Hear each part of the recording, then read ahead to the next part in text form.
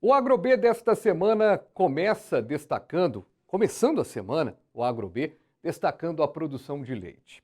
Hoje vamos fazer um panorama sobre como está a tecnologia, a importância dos eventos. Acabou recentemente em Belo Horizonte, foi realizado com muito sucesso o evento do Mega Leite, que foi aí uma exposição muito importante. A gente vai entender o que foi esse evento também.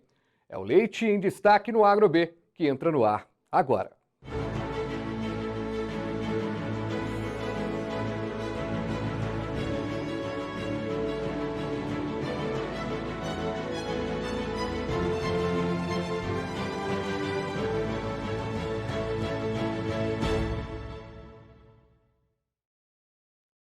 Que bom, mas que bom que você está aqui comigo no canal 527 Claro HD, no Claro Analógico 9 e você que está no youtube.com/canal Viver Brasil. Nosso jeito diferente de falar sobre agronegócio está no ar e a gente vai falar hoje sobre a produção de leite, falar sobre a importância desses eventos todos que estão acontecendo aí por Minas Gerais. Essa semana vai ser uma semana muito especial. Nesse programa e no próximo vamos trazer coisas aqui importantes sobre o leite. E quem está aqui comigo no estúdio é o Caio Coimbra, gerente de agronegócios do Sistema Faeng.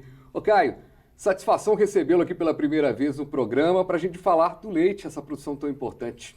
Obrigado, é um prazer estar com vocês aqui no programa AgroB. Caio, para a gente falar da Mega Leite, o agronegócio, esse evento muito importante, unindo aí a iniciativa pública, a iniciativa privada, associações, ou seja, fazendo a força acontecer no que diz respeito à produção do leite, mas num momento muito difícil para os produtores. Com certeza, o preço dos insumos estão muito elevados, o custo de produção ele tem que ser feito na ponta do lápis para que a gente não tenha prejuízos na produção. O leite é um alimento tradicional da mesa do brasileiro. Minas Gerais, por exemplo, a produção de leite está em quase todos os 853 municípios, quase 100% de nosso estado.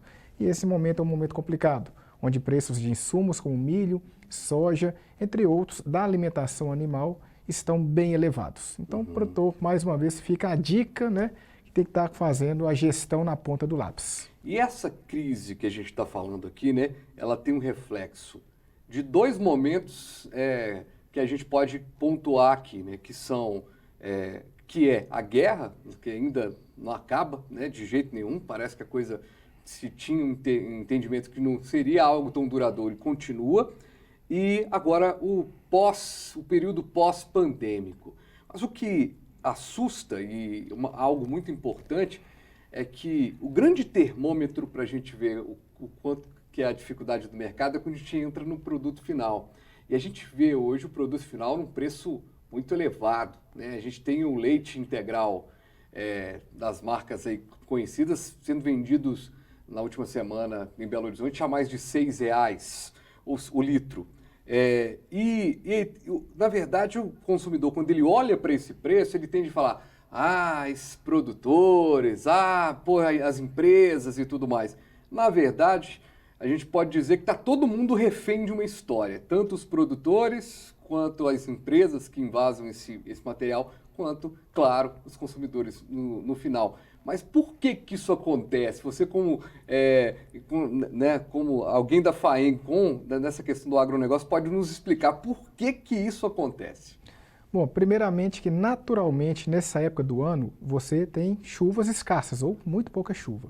Então o leite, que é o alimento, que é a produção da vaca lá, é o alimento da mesa do brasileiro, a produção ela é um pouco afetada. Primeiramente porque sem chuvas não tem pastagens. Então o custo de alimentação do rebanho ele aumenta, porque a gente deixa de alimentar com pastagens, que é bem mais barato, e alimenta com silagem de milho, por exemplo.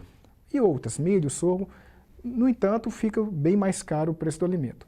Agora nós temos outros parâmetros que você colocou aí. A pandemia elevou o preço dos alimentos no mundo inteiro, Então a gente vê, por exemplo, a saca de milho antes da pandemia custava em torno de R$40. Hoje está acima de 80. A saca de soja custava 70 e poucos reais, R$80.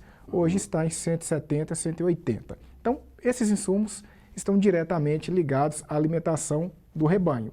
Então aí a gente já viu que o consumidor está pagando mais caro por causa disso. A gente vê aqui também, no ano passado, a gente teve no final do ano passado uma queda no preço do leite, mas os pós-produtor, vamos dizer assim, segurou o preço mais alto para ter uma margem de lucro maior.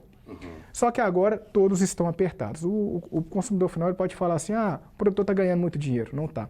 A margem está extremamente apertada e se não fizer a gestão na ponta do lápis, como eu falei anteriormente, toma prejuízo mesmo. Apesar de estar muito caro ao produtor, mas também o consumidor está pagando caro, o produtor está recebendo mais, só que o custo dele está muito maior também.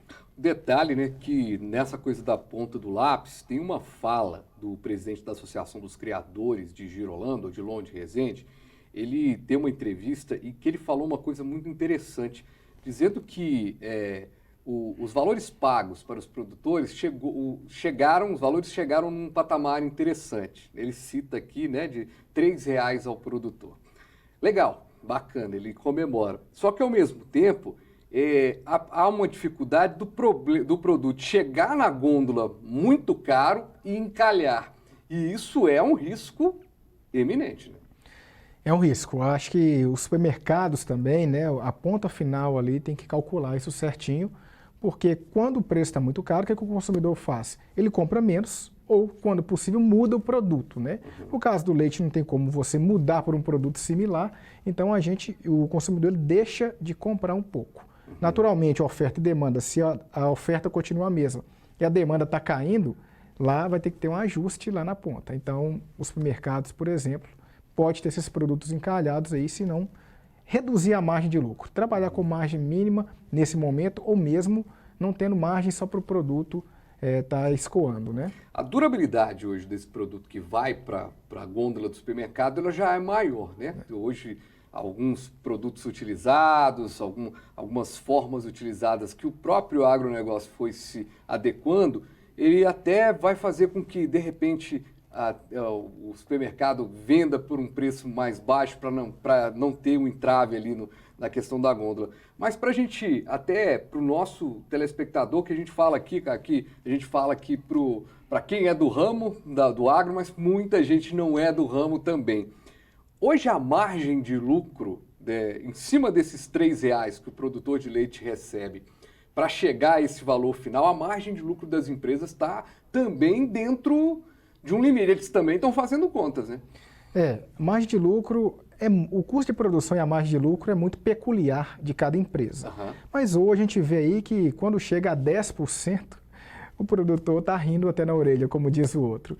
Porque considera-se uma margem que, na teoria, não seria uma margem muito boa dos parâmetros econômicos que hoje estão aí, como a taxa de juros elevadíssima, inflação elevada. Então, não é um parâmetro tão interessante. Para você ver como que está apertado, 10%, quando o produtor está chegando a essa margem, está muito bom. E na teoria não está bom. Eu acho que o negócio que a gente tem hoje, para a gente ter 10% ao ano, com uma atividade de tão risco como é o leite, não é uma boa, como diz, margem de lucro. A gente teria que ter uma margem maior ao produtor. Agora é interessante, você que está assistindo em casa, a gente sabe, a gente tem aqui uma bacia leiteira, né, muito grande, né, Minas Gerais é muito forte. Agora você sabia, você que tem em casa, que o leite mineiro, o leite brasileiro, ele não é exportado? Não é exportado ainda, a gente não tem ainda, ou seja, o mercado ele já rende muito, mas ele pode render muito mais. Quais são os entraves hoje para a gente ter um produto lá fora, que eu já não sei nem se vai ser bom também para o nosso público interno, né? Porque se o preço já está alto, imagina se a gente tarifar isso, uma exportação, né? Na verdade, tem um mercado interno que já absorve grande parte desse produto, né? Então, sobra pouca margem, vamos dizer, para exportação. Mas a exportação... A margem, então quer dizer que a gente tem que aumentar a produção mesmo. Tem que aumentar a produção, né? Tem alguns outros aspectos, como são aspectos de sanidade no geral, né? Que a gente não vai detalhar aqui. Hoje, o agronegócio, a produção de leite brasileira e mineira, já está muito avançado do que anos atrás. Mas os países têm alguns aspectos peculiares que eles exigem, né?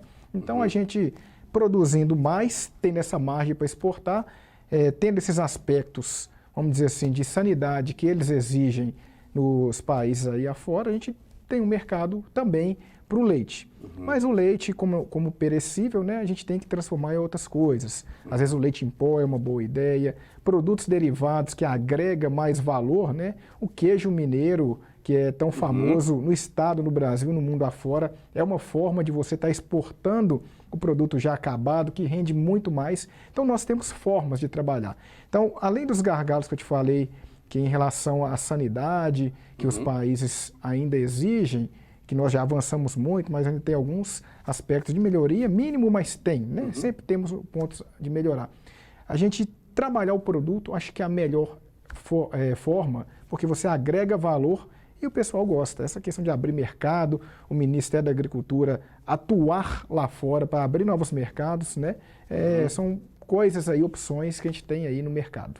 Pois é, então, para resumir a prosa aqui nesse primeiro bloco que a gente está falando aqui para você, juntou pós-pandemia, juntou guerra, juntou inflação, que é um pouco dessa guerra, um pouco também do que a gente teve aí da pandemia, e aí você juntou tudo isso com o tempo que não está favorável para a produção. Ou seja, aí vira um grande dilema para o produtor. Mas no meio disso tudo tem notícias super positivas também, né? Tem lançamento de novo sumário de raças que foi feito lá na Minas Leite, que a gente vai ter oportunidade, se não nesse programa, em outra oportunidade aqui no AgroB, a gente vai trazer também alguém do Girolando para falar. Ou seja, tem caminhos positivos, apesar desse cenário caótico que se desenha, né? Sempre tem. O Brasil é uma potência no agronegócio. O estado de Minas é o maior produtor de leite do país, produzindo 9,7 bilhões de litros. Cerca de 27% de tudo que é produzido no país está no nosso estado.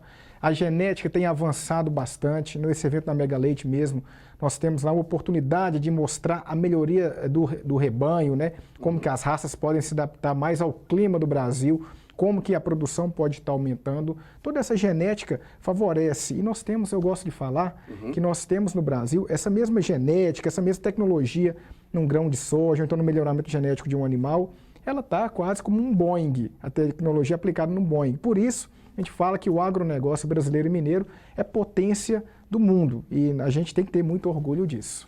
Ô Caio, a gente vai para um breve intervalo. Na volta eu quero discutir um pouco mais sobre essa tecnologia no leite, aí, a produção de leite. A gente vai falar muito disso aqui nessa semana no AgroB. E quero também falar com você sobre a participação no Mega Leite, como é que foi aí, a FAENG participou aí desse evento junto com associações, com a iniciativa privada também. A gente vai para o intervalo e volta rapidinho aqui com o nosso jeito diferente de falar sobre agronegócio.